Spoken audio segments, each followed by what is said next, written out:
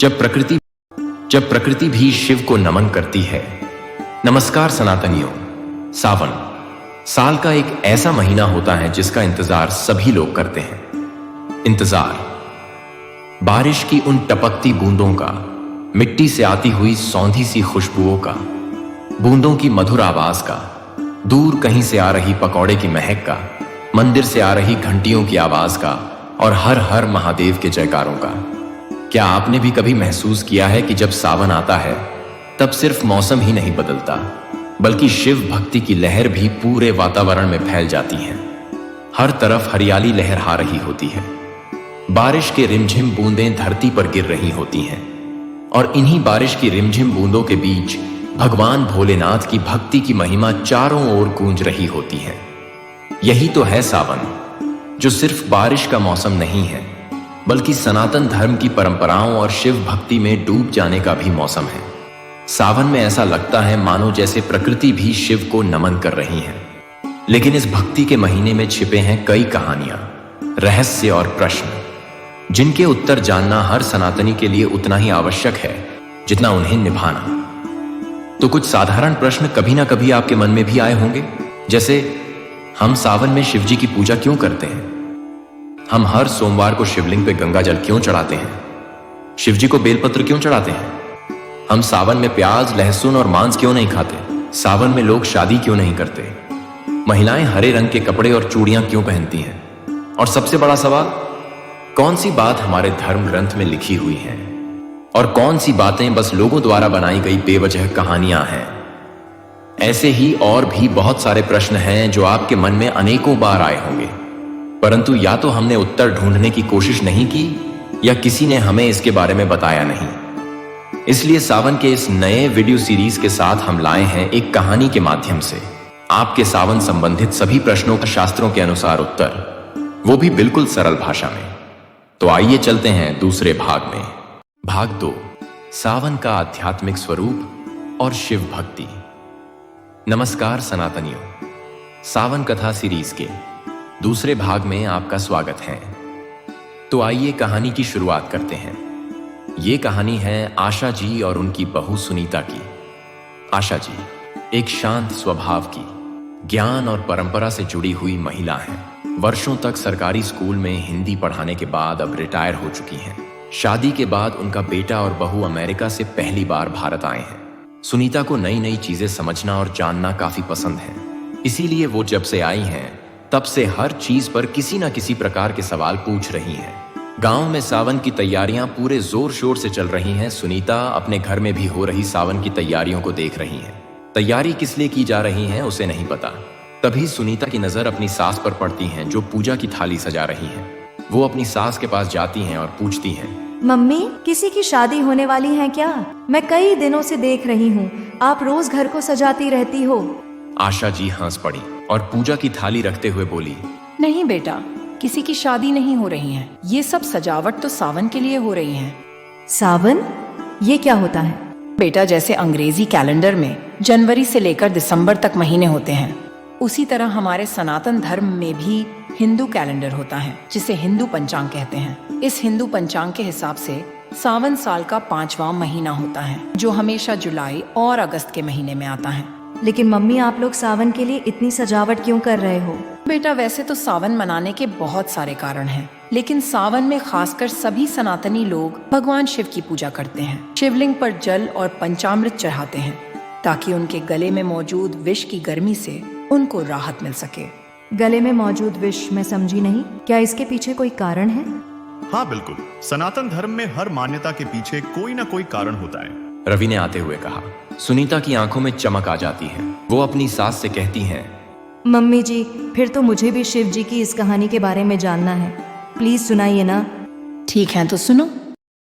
समुद्र मंथन और नीलकंठ शिव की कथा, भाग 3। नमस्कार सनातनियों, सावन कथा के तीसरे भाग में आपका स्वागत है। सुनीता द्वारा भगवान शिव के नीलकंठ की कहानी के बारे में पूछने पर आशा जी आगे बताती हैं, बेटा, जो मैं तुम्हें कहानी सुनाने जा रही हूँ वह शिव पुराण की रुद्र संहिता के युद्ध खंड के अध्याय 45 में वर्णित है। एक बार सभी देवता और दैत्य अमृत प्राप्त करने के उद्देश्य से समुद्र मंथन के लिए एकत्र हुए। मंदराचल पर्वत को मथनी और वासुकी नाग को रस्सी बनाया गया। मंथन प्रारंभ हुआ, लेकिन सबसे पहले अमृत नहीं बल्कि अत्यंत भयंकर हलाहल विष निकला। यह विष इतना भयंकर था कि उसकी ज्वाला से तीनों लोग जलने लगे। देवता भयभीत हो उठे, दैत्य व्याकुल हो गए। जो भी उसे छूने का प्रयास करता भस्म हो जाता। कोई समाधान नहीं दिखा। तब ब्रह्मा जी ने सुझाव दिया, केवल देवों के देव महादेव ही इस संकट का समाधान कर सकते हैं। सभी देवता शिवजी के पास पहुंचे और उनसे संसार को बचाने की विनती की। शिवजी मुस्कुराए और बोले, यदि मेरी सृष्टि संकट में है तो मैं उसका भार उठाने को सदा तैयार हूँ। उन्होंने बिना किसी संकोच के सारा हलाहल विष पी लिया। जैसे ही विष उनके कंठ में गया, गला जलने लगा और पीड़ा बढ़ने लगी। शिवजी व्याकुल होकर तांडव करने लगे। यह देख माता पार्वती ने अपनी माया से विष को उनके कंठ में ही रोक दिया। उनका गला नीला पड़ गया और तभी से शिवजी नीलकंठ महादेव कहलाए। लेकिन विष की गर्मी अब भी शांत नहीं हुई थी। तब सभी देवताओं ने शिवजी पर गंगा जल, बेलपत्र, धतूरा और पंचामृत अर्पित करना प्रारंभ किया, जिससे उनके कंठ की ज्वाला शांत हुई। यह घटना सावन के महीने में घटित हुई थी।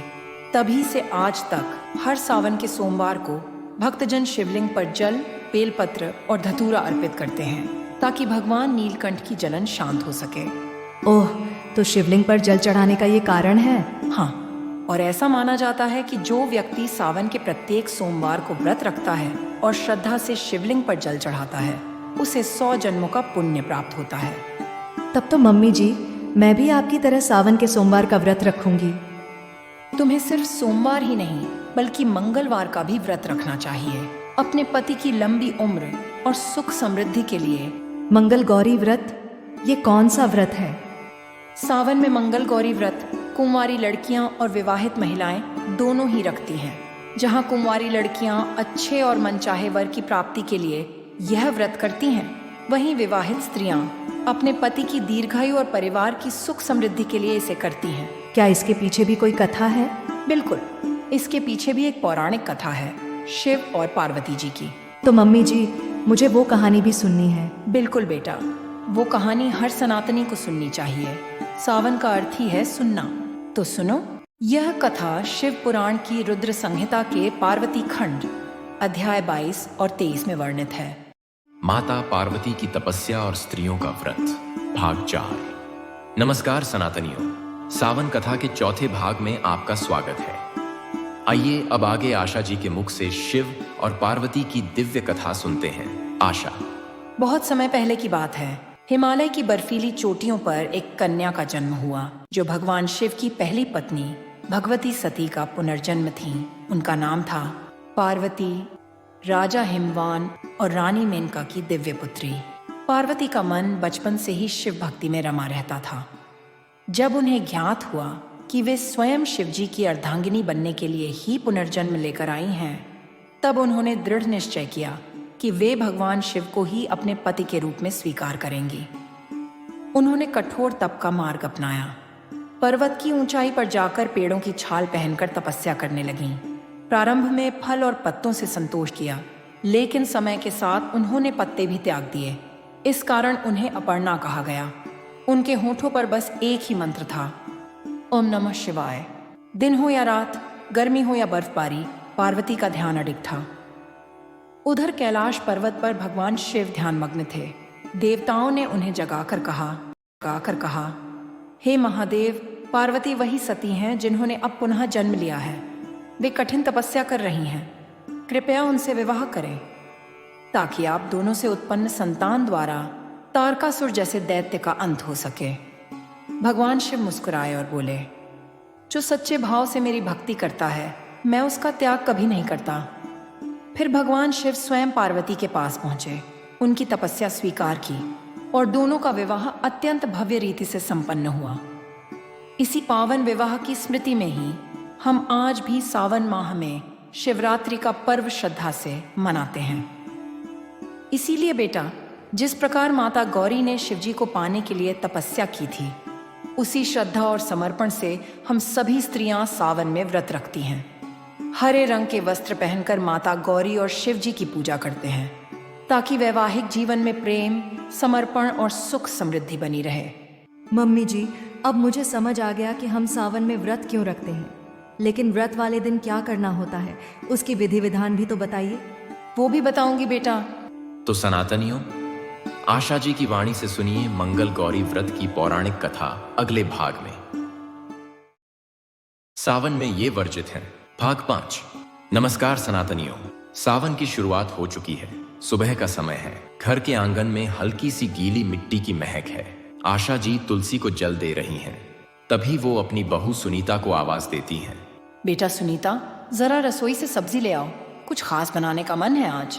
अभी लाई मम्मी जी। सुनीता रसोई से सब्जियां एक थाली में भरकर लाती है। प्याज और लहसुन देखकर आशा जी चौंकती हैं। अरे बेटा, प्याज और लहसुन क्यों ले आई? आज से पूरे सावन इनका त्याग होता है। मम्मी जी, पर क्यों? क्या कोई कहानी है इसके पीछे? बेटा, इसके पीछे कोई लोक कथा नहीं बल्कि गहरा आध्यात्मिक कारण है। सावन शिव का प्रिय महीना है और इस पूरे मास में शरीर और आत्मा दोनों की शुद्धि का महत्व होता है। भगवत गीता के 17वें अध्याय में श्री कृष्ण ने बताया है कि सात्विक भोजन यानी हल्का, पवित्र और ऊर्जा देने वाला भोजन मन को शांत और हृदय को निर्मल करता है। प्याज, लहसुन और मांसाहार तामसिक श्रेणी में आते हैं, जो शरीर में उग्रता, चिंता, आलस और क्रोध को बढ़ाते हैं। और सावन में जब हम शिव की उपासना करते हैं, तब ऐसे तामसिक पदार्थों से दूर रहना जरूरी होता है। मतलब व्रत या नियम केवल रस्में नहीं है, बल्कि उनके पीछे वैज्ञानिक और आध्यात्मिक सोच भी है।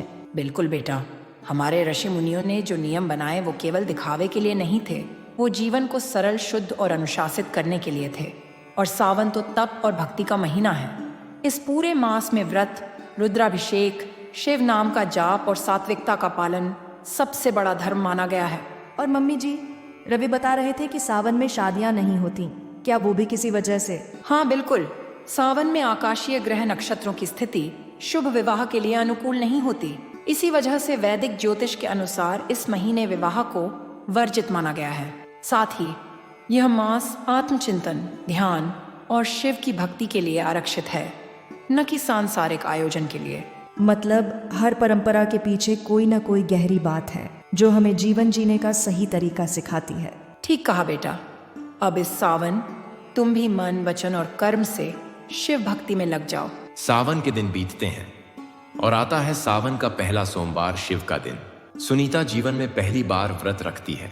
वो शिव पूजा की विधियां और भाव को समझना चाहती है। तो आइए हर हर महादेव का जय घोष करते हुए चलिए अगले भाग में, जहां सुनीता शिव पूजन की शुरुआत करती है। सावन सोमवार व्रत के विधि विधान, भाग 6। सावन कथा में आपका स्वागत है। आज सावन का पहला सोमवार है। सुबह का समय है। घर में हलचल है। बहू सुनीता घर को साफ कर रही है और आशा जी आंगन में बैठकर पंचामृत बना रही हैं। आशा जी सुनीता से कहती हैं, बेटा, आज सावन सोमवार का व्रत है। नहाकर शुद्ध वस्त्र धारण करो और मन में भगवान शिव का ध्यान करते हुए व्रत का संकल्प लो। फिर हम मंदिर चलेंगे। कुछ समय बाद सभी लोग नहा धोकर तैयार हो जाते हैं। आशा जी पूजा की थाली में पूजा की सभी चीजें इकट्ठा कर रही हैं। आशा जी सुनीता को बुलाती हैं। सावन सोमवार व्रत की पूजा में गंगा जल, दूध, दही, घी, शहद, शक्कर से मिलकर बना हुआ पंचामृत की जरूरत पड़ती है। इसके अलावा बेलपत्र चढ़ेगा। ध्यान रहे कि बेलपत्र हमेशा 3 पत्तों वाला ही हो, क्योंकि ये तीनों पत्ते ब्रह्मा, विष्णु और भगवान शिव के प्रतीक के तौर पर माने जाते हैं। इसके अलावा पूजा में धतूरा, सफेद फूल, चंदन, दीप और भोग के लिए मिठाई की जरूरत पड़ती है। इसलिए बड़े ध्यान से इन सब चीजों को पहले ही पूजा की थाली में इकट्ठा कर लेना चाहिए। थोड़ी देर बाद सभी लोग मंदिर पहुंचते हैं। मंदिर शिव भक्तों से भरा है और हर कोना फूलों से सजा हुआ है। घंटियों की गूंज के बीच परिवार शिवलिंग के पास पहुंचता है। अब विधिपूर्वक पूजा शुरू होती है। गंगा जल से शिवलिंग का शुद्धिकरण, पंचामृत से अभिषेक, फिर दोबारा गंगा जल स्नान, बेलपत्र, फूल, भस्म, धतूरा अर्पण, चंदन और लड्डू का भोग। अंत में दीप जलाकर ओम जय शिव ओंकारा आरती गाई जाती है। आरती के बाद सभी सावन सोमवार की कथा सुनते हैं, पंडित जी से आशीर्वाद लेते हैं और घर लौटते हैं। रास्ते में बारिश हो जाती है। सब एक झोपड़ी में रुकते हैं। सुनीता पूछती है, क्या अब व्रत पूरा हो गया? शाम को शिव जी की आरती के बाद ही व्रत पूरा होगा। तब तक बस ओम नमः शिवाय का जाप करते रहो। सुनीता आंखें बंद करती हैं और ओम नमः शिवाय जाप करती है। जुड़े रहिए, अगले भाग में जानिए मंगल गौरी व्रत की कथा। भाग 7, मंगल गौरी व्रत विशेष। नमस्कार सनातनियों। मंगलवार की सुबह हल्की बारिश हो रही है। आशा जी पूजा घर में पूजा की थाली सजा रही हैं। थाली में रोली, हल्दी, चावल, फूल, चूड़ियां, सिंदूर, मिठाई, दीपक और सुहाग की सारी चीजें पहले से रखी हुई हैं। सामने पार्वती माता की मूर्ति स्थापित है। सुनीता नहा धोकर हल्के हरे रंग की साड़ी पहनकर पूजा घर में आती है और कहती है, मम्मी जी, मैंने हरे कपड़े पहन लिए हैं, अब आगे क्या करना है? अब मेरे पीछे पीछे संकल्प मंत्र बोलो। मम सुख सौभाग्य पुत्र पौत्रादिस कल संपद वृद्ध यर्थम गौरी प्रीत्यर्थम मंगल गौरी व्रत महम करिष्ये। सुनीता मंत्र दोहराती है। अब माता की प्रतिमा पर ये लाल वस्त्र चढ़ाओ।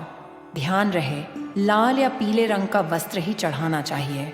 सुनीता माता पर लाल वस्त्र ओढ़ाती है। अब पंचामृत से माँ को स्नान कराओ। सुनीता पंचामृत से स्नान कराती है। अब माँ का श्रृंगार करो। चूड़ी, बिंदी, सिंदूर लगाओ और साथ में मंत्र बोलो। सुनीता श्रद्धा से माँ का श्रृंगार करती है और मंत्र बोलती है। ओम गौरी देव्या नमः। अब फूल और भोग चढ़ाकर माँ की आरती करो। सुनीता फूल, मिठाई, धूप और दीप से माँ की आरती करती है। यही थी मंगल गौरी व्रत की विधि। अब पूरे दिन माँ का ध्यान करते रहना। श्रद्धा और भक्ति से किया गया संकल्प माँ को प्रसन्न करता है और हमारी मनोकामनाएं पूर्ण होती हैं। जी मम्मी जी।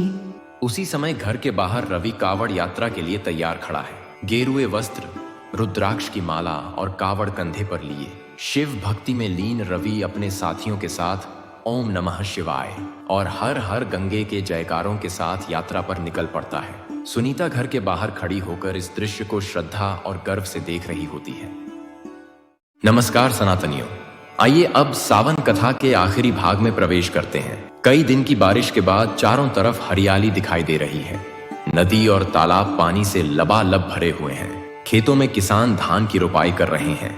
गांव के हर घर में शिव भक्ति की तैयारी है। सभी भक्त सावन शिवरात्रि की पूजा में जुट गए हैं। आशा जी और सुनीता भी व्रत की तैयारी में व्यस्त हैं। सुनीता इस बार पहली बार पूजा की सभी सामग्रियां स्वयं एकत्र कर रही हैं। श्रद्धा भाव से वह गंगा जल, 3 पत्तियों वाला बेलपत्र, भांग, धतूरा फूल, दीपक, अगरबत्ती, धूप और मिठाई को एक एक करके थाली में सजाती हैं। फिर स्नान कर स्वच्छ वस्त्र पहनती हैं। आशा जी भी तैयार हो जाती हैं। दोनों सावन शिवरात्रि व्रत का संकल्प लेती हैं। मम समस्त पापक्षय पूर्वकम शिव प्राप्त्यर्थम श्रवण मास कृष्ण चतुर्दश्याम शिवरात्रि व्रतम करिष्ये। इसके बाद वे मंदिर की ओर प्रस्थान करती हैं। मंदिर के प्रांगण में भक्तों की भीड़ है। मंत्रोच्चारण और ओम नमः शिवाय के जयकारे वातावरण को भक्तिमय बना रहे हैं। कांवड़ लेकर आए श्रद्धालु शिवलिंग पर गंगाजल अर्पित कर रहे हैं। रवि भी अपनी कांवड़ टोली के साथ मंदिर में पहुंचता है और जल चढ़ाकर पूजा करता है। आशा जी और सुनीता गर्भगृह में प्रवेश करती हैं। सुनीता विधिपूर्वक पूजन करती हैं। सबसे पहले गंगाजल से शिवलिंग का अभिषेक करती हैं।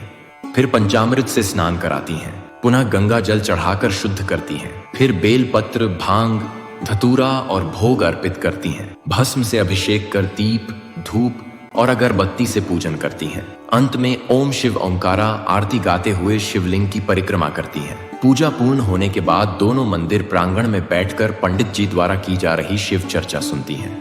व्रत के दिन सुनीता ने निर्जल उपवास किया है। पहले के व्रतों की तुलना में अब वह अधिक संयमित और स्थिर दिखाई देती हैं। कुछ दिनों बाद हरियाली तीज का शुभ दिन आता है। सुनीता सुबह स्नान कर शुद्ध वस्त्र धारण करती हैं और घर के मंदिर में शिव पार्वती की मूर्ति स्थापित करती हैं। पूजा विधि के अनुसार सबसे पहले गंगाजल और पंचामृत से प्रतिमा का अभिषेक करती हैं। फिर माता पार्वती को 16 श्रृंगार समर्पित करती हैं।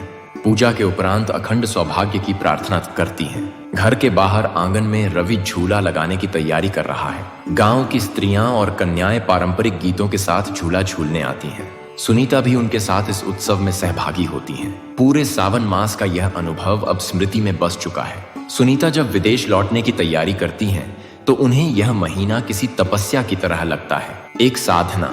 उन्होंने अनुभव किया कि त्योहार आत्मा की यात्रा होते हैं, केवल रस्में नहीं। अब उनका जीवन दर्शन बदल चुका है। उन्होंने निश्चय किया है कि वह अब हर व्रत, हर पर्व को श्रद्धा और विधि से निभाएंगी और अपनी संस्कृति से जुड़ी रहने के लिए सनातन ऐप का प्रतिदिन उपयोग करेंगी। और इसी के साथ समाप्त होती है यह पावन सावन कथा। जहां श्रद्धा थी, विधि थी, भक्ति थी और था सनातन धर्म का जीवंत स्वरूप। शिव को जानना केवल पूजा नहीं, शिव को जीना ही असली भक्ति है। हर हर महादेव।